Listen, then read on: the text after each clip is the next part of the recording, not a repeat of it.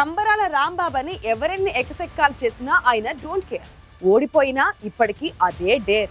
కూటమి అధికారంలోకి రాగానే ఆయన పని అయిపోయింది అనుకున్నారు. కానీ ఏడాదిన్నరగా సేఫ్ జోన్ లో ఉన్న ఆ మాజీ మంత్రి మెడకు ఇప్పుడు ఉచ్చు బిగుసుకునేలా ఉంది. మంత్రిగా ఉన్నప్పుడు తీసుకున్న కొన్ని నిర్ణయాలు ఇప్పుడు ఆయనకు మెడకు చుట్టుకునేలా ఉన్నాయి. ప్రత్యర్థి పార్టీల విమర్శలు పక్కన పెడితే సొంత పార్టీలోని నేతలే ఆ సీనియర్ నేతపై అవినీతి ఆరోపణలు చేయడం దేనికి నిదర్శనం? కోట్ల రూపాయల ప్రజాధనం దుర్వినియోగం అయిందనే ఆరోపణలపై విచారణకు సర్కార్ రెడీ అవుతుందా? అందుకే ఆ సీనియర్ నాయకుడిపై ఉన్న పాత ఆరోపణలు దుమ్ము దులుపుతోందే.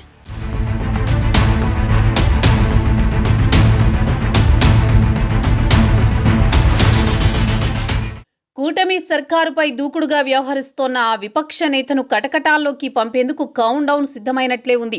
రాజకీయ వర్గాల్లో ఎక్కడ చూసినా ఆయన వంతు వచ్చేసిందనే మాటే వినిపిస్తోంది. ఆయనే అంబటి రాంబాబు. వైసీపీలో సీనియర్ లీడర్. ప్రతి అంశంలో రాద్ధాంతం ఆయన సిద్ధాంతం. సీనియర్ పొలిటీషియనే అయినా అంతకు మించి కాంట్రవర్సీ పర్సన్. డొల్లతనం బయట వేసుకోవడం, అందరికీ ట్రోలింగ్గా మారడం ఆయనకు అలవాటైపోయింది. పోలీసులతో వివాదాలంటే ముందుంటారు అంబటి. జైలుకెళితే క్రేజ్ వస్తుందని నమ్మకమో ఏమో కానీ ఆయన కోరుకుంటున్నట్లే సీరియస్ యాక్షన్ కి టైం దగ్గర పడ్డట్లే కనిపిస్తోంది అందరికీ. గతంలో వచ్చిన అవినీతి ఆరోపణలతో ఆయన అరెస్టు తప్పదనే ప్రచారం మొదలైంది. దశాబ్దాలుగా రాజకీయాల్లో ఉన్న అంబటి మొదటి నుంచి మాజీ సీఎం వైఎస్ సన్నిహితుడిగా ముద్రపడ్డారు. కాంగ్రెస్ లో సుదీర్ఘకాలం వైఎస్ క్యాంపులో ఆయన పనిచేశారు. న్యాయవాది అయిన అంబటి గతంలో కాంగ్రెస్ నుంచి ఎమ్మెల్యేగా అయ్యారు. వైఎస్ఆర్ మరణం తర్వాత వైసీపీలో చేరారు. జగన్ కు సన్నిహితుడిగా గుర్తింపు పొందారు. వైసీపీలో ముఖ్య నేతగా ఉన్నారు. 2014లో సత్తెనపల్లి నుంచి ఓడిన అంబటి 2019 ఎన్నికల్లో అక్కడి నుంచే గెలిచారు. మంత్రివర్గ విస్తరణలో ఇరిగేషన్ శాఖ మంత్రిగా ఛాన్స్ దక్కించుకున్నారు. ఆ సమయంలో తన శాఖపై అవగాహన లోపంతో చేసిన వ్యాఖ్యలతో విపరీతంగా ట్రోలింగ్కి గురయ్యారు అంబటి. సంక్రాంతి డాన్స్ వివాదాలు, టీడీపీపై చేసిన విపరీత వ్యాఖ్యలు ఆయన పొలిటికల్ ఇమేజ్ ని కొంత డ్యామేజ్ చేశాయి. 2024 ఎన్నికల్లో సత్తెనపల్లి నుంచి పోటీ చేసి ఓడిపోయారు మాజీ మంత్రి అంబటి.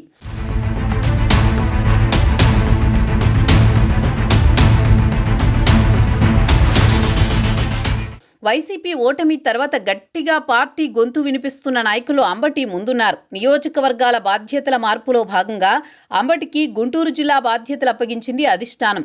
గత సంవత్సర కాలంగా కూటమి సర్కారుపై అంబటి దూకుడుగా వ్యవహరిస్తున్నారు. వైసీపీ ఏ కార్యక్రమానికి పిలుపునిచ్చినా ముందు వరుసలో ఉంటున్నారు. ఈ క్రమంలో అంబటిపై వరుసగా కేసులు నమోదయ్యాయి. మంత్రిగా ఉన్న సమయంలో అవినీతికి పాల్పడ్డారనే ఆరోపణలొచ్చాయి. జగన్తో పాటు తన కుటుంబ సభ్యులపై సోషల్ మీడియాలో పెట్టిన పోస్టింగులపై మొదట పోరాటం మొదలుపెట్టారు అంబటి. కేసు నమోదు చేసి చర్యలు తీసుకోవాలని పట్టాభిపురం పోలీసులకు ఫిర్యాదు చేశారు. అయితే పోలీసులు కేసు నమోదు చేయకపోవడంతో అంబటి హైకోర్టును ఆశ్రయించడం సంచలనంగా మారింది. అంతేకాదు కేసు నమోదు చేయాలంటూ ఏకంగా పోలీస్ స్టేషన్ వద్ద ధర్నాకు దిగారు. దీంతో పోలీసులు విధులకు ఆటంకం కలిగించినందుకు అంబటిపై మొదటి కేసు నమోదైంది. వైఎస్ జగన్మోహన్ రెడ్డి రెంటపాళ్ల పర్యటన సందర్భంగా అంబటి మరింత దూకుడుగా వ్యవహరించారు. పోలీసులు పెట్టిన బారికేడ్లను అంబటి స్వయంగా తొలగించారు. ఆ సమయంలో పోలీసులతో నేరుగా వాగ్వాదానికి దిగారు.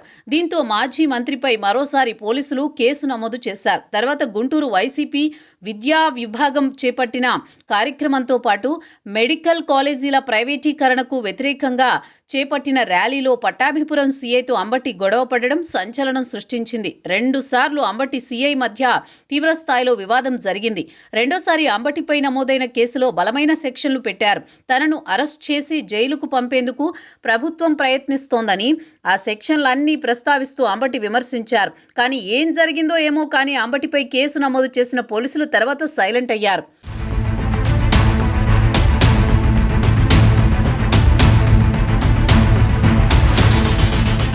వైసీపీ హయాంలో సత్తెనపల్లి మున్సిపల్ కౌన్సిల్ సమావేశంలో జరిగిన పరిణామాలు ఇప్పుడు మళ్లీ చర్చకొస్తున్నాయి. సంక్రాంతి సంబరాల సందర్భంగా అప్పట్లో లాటరీ తీసి బహుమతులు అందించారు. అయితే మంత్రిగా ఉండి లాటరీల పేరుతో డబ్బులు వసూలు చేశారంటూ అప్పట్లో జనసేన నేతలు అంబటిపై మండిపడ్డారు. ఇటీవల సత్తెనపల్లి మున్సిపల్ సమావేశంలో డస్ట్బిన్ల కొనుగోలుకు సంబంధించిన చర్చ జరిగింది. ఈ వ్యవహారం 54 లక్షల దుర్వినియోగం జరిగిందనే ఆరోపణలొచ్చాయి. అంతేకాదు డస్ట్బిన్ల కోసం 2 కోట్ల రూపాయలు విరాళాల రూపంలో వసూలు చేశారన్న ఆరోపణలు ఉన్నాయి. అన్నింటికీ మించి వైసీపీ మున్సిపల్ చైర్మన్ లక్ష్మి స్పందించిన తీరే మరింత సంచలనం సృష్టించింది. అప్పట్లో మంత్రిగా ఉన్న అంబటి రాంబాబు డబ్బు వసూలు చేస్తే తమపై నిందలు వేస్తే ఎలా అని ఆమె ఆగ్రహించారు. మున్సిపల్ చైర్పర్సన్ సమాధానంతో అంతా ఖంగు తిన్నారు. వైసీపీ నుంచి మున్సిపల్ చైర్పర్సన్ గా ఉన్న లక్ష్మి అదే పార్టీకి చెందిన మాజీ మంత్రిపై ఇలా స్పందించడం తీవ్ర చర్చకు దారితీసింది. అసెంబ్లీ ఎన్నికల తర్వాత అంబటి సత్తెనపల్లి నుంచి గుంటూరుకు షిఫ్ట్ అయ్యారు. గుంటూరు జిల్లా వైసీపీ అధ్యక్షుడిగా, మరోవైపు గుంటూరు వెస్ట్ నియోజకవర్గ ఇన్ఛార్జిగా వ్యవహరిస్తున్న సమయంలో ఇలా పాత వ్యవహారంపై కౌన్సిల్ సమావేశంలో చర్చ జరగడం ఆసక్తి రేపుతోంది. ఇది అనుకోకుండా జరిగింది కాదని, దీని వెనుక అంబటి టార్గెట్ చేసే ఉద్దేశం ఉందని వైసీపీ శ్రేణులు అనుమానిస్తున్నాయి. అంబటిని బుక్ చేసే ఆలోచనతోనే డస్ట్బిన్ల వ్యవహారం తెరపైకొచ్చిందని అనుమానాలు వ్యక్తమవుతున్నాయి. జరిగేవన్నీ మంచికే అన్నట్లు అంబటి మాత్రం వెనక్కి తగ్గడం లేదు. పార్టీ కార్యక్రమాల్లో ముందుంటున్నారు. దూకుడుగా ముందుకు వెళుతున్నారు.